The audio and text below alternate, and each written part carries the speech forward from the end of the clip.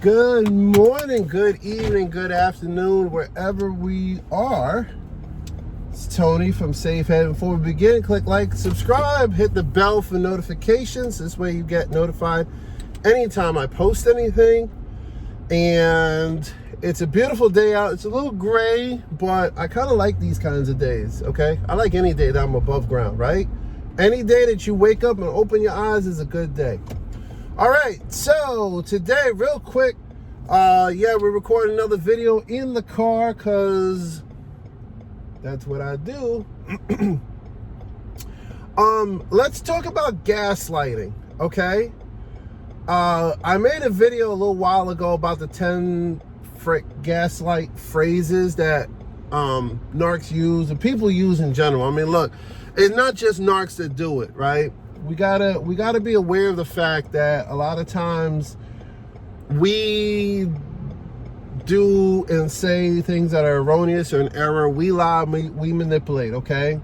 Period. Sometimes we lie to ourselves. We manipulate ourselves, right? And I wanted to talk about how do you know that you're being gaslit? I remember I was having a conversation with an ex of mine, and this was before I knew what I knew, what I know. But I remember I knew what the term gaslight meant. I didn't know that it was actually happening to me. I suspected it, I just didn't know. And I remember after a conversation I had with this individual, I was like, oh, I feel like I'm always gaslit. Like, that popped up in my head. But I wasn't aware that it actually was. I just thought I was just overreacting, right? I was being hypersensitive and this, that, and the third. So, that being said, let's talk about how do you know when you're being gaslit and when you're not just, in your bag, as they say. You're just not in your feelings. You're just not overreacting, okay? The first way you know that you're being gaslit is when you share how you feel about something, or someone has said or done something to you intentionally, or maybe unintentionally, but it has hurt you. And instead of acknowledging your feelings and looking to understand why and how you were feeling affected by that, they immediately try to justify it, try to blame you, or try to deny your reality, right? I had a conversation with an ex one time, and this was after a discard, and they were like, yeah, I know that when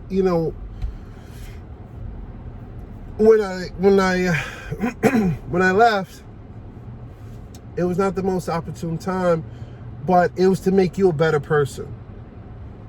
Excuse me? Right? Another time I had a conversation with this individual. This was years prior.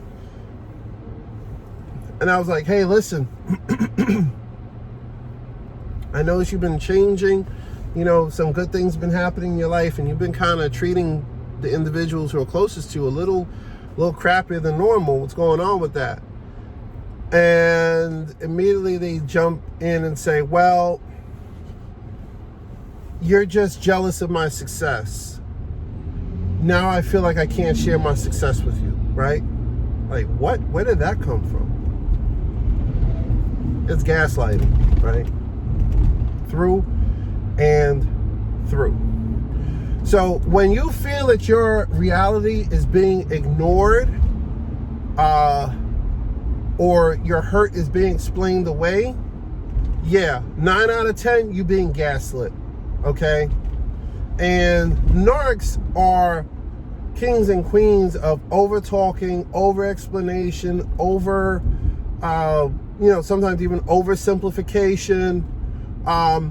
And they're kings and queens of invalidating you, period. It doesn't, because at the end of the day, your feelings what you're going through, what your family's going through, what the people around them are going through matters very little compared to how they feel or what they're going through.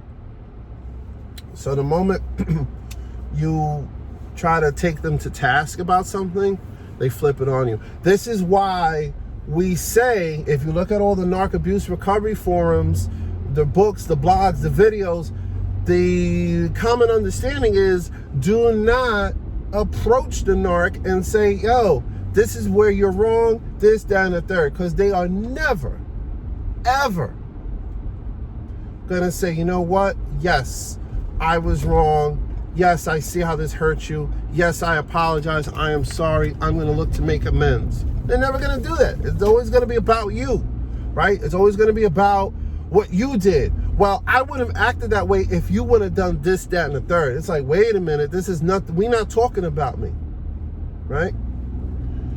Another way that you know that you're being gaslit is if you're feeling constantly confused, muddled,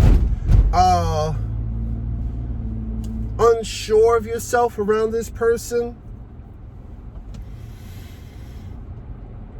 because they're so busy reconstructing and deconstructing your reality around you and your feelings, your emotions, things like that. They say things like, well, I know you better than you know yourself, etc. and so forth.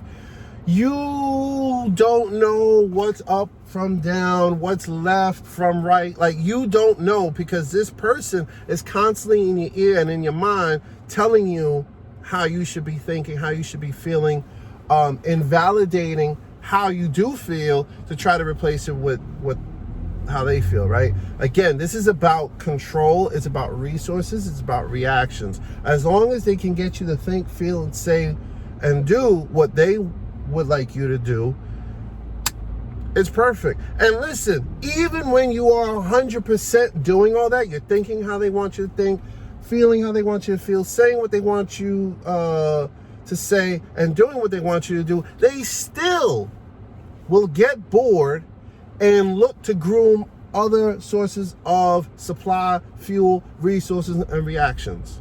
Still. So please, if you're thinking, well, if I become a doormat, this person won't leave me. If I become a doormat, this person will see how valuable I am. I am only living for this person. Yeah, listen, you could do all that as long as you want, but they still gonna walk out on you. Okay, they still gonna play you out. They still gonna look for other sources of supply from every other direction, not just yours. So that's a caveat. But anyway, getting back to what I was saying, if you're feeling if you're feeling muddled, confused, all that, that's a sign that you're being gaslit. Okay. The third way that you can feel like you being gaslit is that you don't feel heard. You feel like you're screaming in a vacuum. You feel like everything you're saying is either being twisted or shut down or forgotten.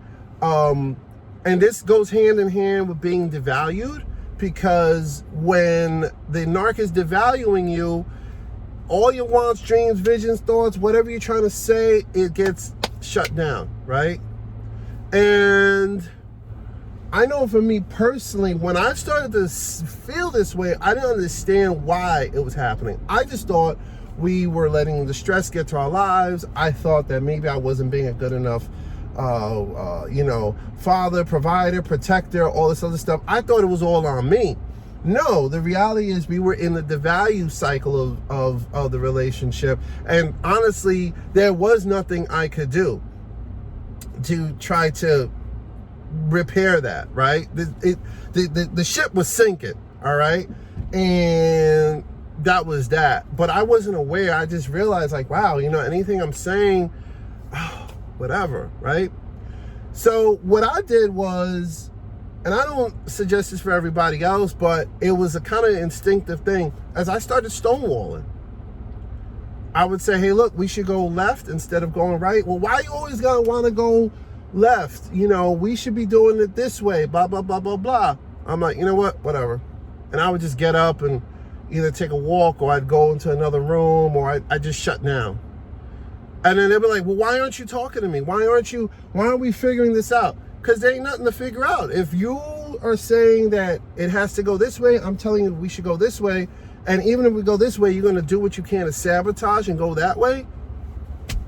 There's nothing to talk about. So you may find, if you're in a relationship with a narc, you may find yourself doing that. You may find yourself shutting down. You may find yourself stonewalling, which is probably like, I guess, the fourth symptom or the fourth feeling of being gaslit, is that because you feel invalidated, because you feel like your reality is being constantly reconstructed, you're going to shut down. It's a natural defense of the body. You shut down, you don't know what's going on, you're just like, whatever, I'm done. You know what I mean? And that's perfectly normal, right? The problem happens when you take that into other relationships with regular healthy people who want to communicate with you, and next thing you know, you're shutting down healthy communication. See, that's not a good thing either, right? So this is why I suggest and highly advise people to get therapy, get counseling, air it out. Listen, therapy and counseling is not the end all be all. You have to do the work, you have to do the processing, but it helps. It's like getting a plumber to unclog the pipes, right? It helps to release the gunk. And the fifth symptom that you're being gaslit, and this ties in with everything else, is you doubt everything. You doubt what they're saying, you doubt what you're feeling, you're doubting reality. Like, everything is doubt, doubt, doubt. And what happens is, when you're trying to move forward in life, when you're trying to go to the next level, you may be held back because you're doubting yourself. You're doubting, here's a classic example. When I was with my next, I was interested in changing careers. I was interested in going a different route in my career.